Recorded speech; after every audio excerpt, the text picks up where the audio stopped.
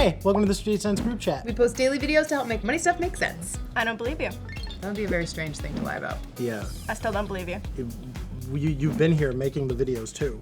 Why? What are you talking about? Well, I'm gonna need to see the receipts. This is a segue into our first video, isn't it? It should be. It might be. If not, what are you talking about? Okay, it is. Today we're talking about receipts. It was either that or not believing your friends. And I'm glad it's the first one.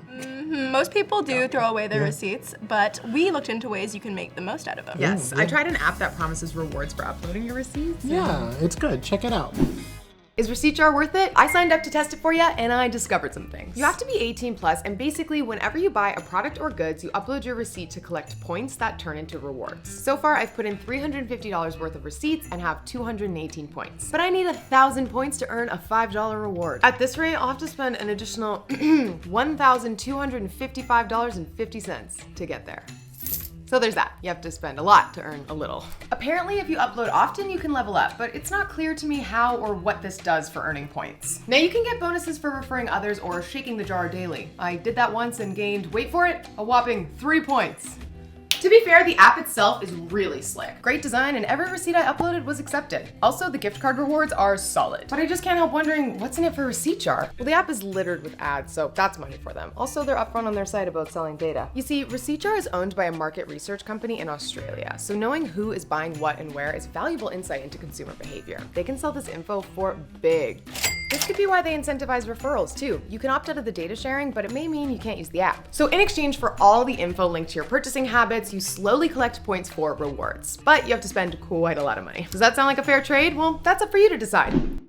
Receipt Jar is not the only app that does this. No, there's a few that have really similar concepts, but you know what's funny? A lot of people use them all at the same time. I mean, That makes sense. that does make sense. Work smarter, not harder. Yeah, Agreed. for sure. Okay, but the data sharing though. Yeah, one of the comments said that even though you're aware that the data is getting sold, at least you're getting something out of it. That's I true. kind of get it. A lot of our data is used behind our back without any payment to us. So. But it feels kind of uncomfortable to somehow know that you agreed to it. Yeah, like you might know that your data is being sold behind closed doors, but then to open it and see it. Yeah, Yeah. I brought this on myself. Exactly. Exactly. Yeah. My receipt in experience was a little less dilemma, a little more delicious. Oh, well, then I'd say I'm jealous. You should be. Check it out.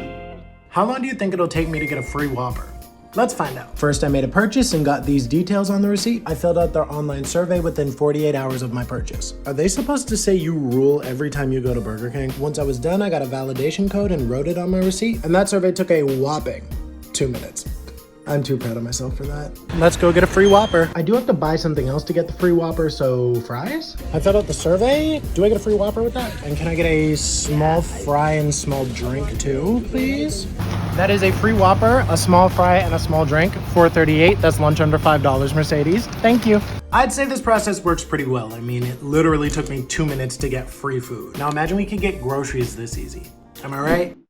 Okay, so it's kind of like Receipt Jar. You're trading your personal data for rewards.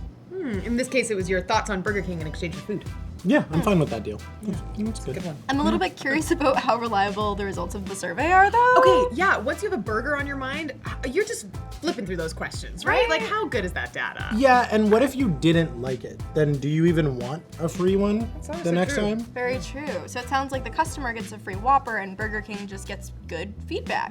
Yeah. There's no way to know for sure, but I guess it's been working for them because that receipt survey's been going on for years. They've been doing it forever. I mean, I don't know, benefit of the doubt. Maybe people are filling it out honestly. I definitely was. Sure. Okay. Yeah. Mercedes, you're up next, but I don't actually remember you having a video about receipts. Yeah. Okay, so it wasn't really, but it was about reading your pay stub. Okay, so like a receipt from your job. Exactly. A real proof of payment. Reverse receipt. Watch this. So you just got your first paycheck. Congrats. But do you know how to read it? Okay, let's go over it together. First, your earnings. This is the number of hours you worked times your wage. This is called your gross income, aka your income before taxes. You might also get vacation pay depending on where you work. Before we move on, are your hours accurate? Yep, I checked. Okay, good. You want to make sure that you're getting paid for all the hours you worked. Now we gotta talk deductions. That's how much gets taken off your gross income. There's the Canada Pension Plan, or CPP. A small amount goes into your future pension for retirement no matter where you work. Then there's employment insurance, or EI. If you were to lose your your job through no fault of your own, you can collect EI. A lot of people had to do this when the pandemic started. Next, there's federal and provincial income tax. These taxes pay for a lot of things like healthcare, roads, transit, even swimming pools. These are automatically deducted, so you don't need to pay them again when you file your taxes. Wait, I have to file taxes? Oh yeah. Moving on, there are a few other items that may be on your deduction list. If your company is part of a union, you might pay union dues. Or if you get benefits, there might be a deduction for health and dental care. The point is, the money you take home is listed there down at the bottom. That's your net income, so the money that's actually in your pocket. What's YTD? That stands for year to date. That's the whole amount that you've earned working at this job this year. Any other questions? Taxes are like a horror movie. How so?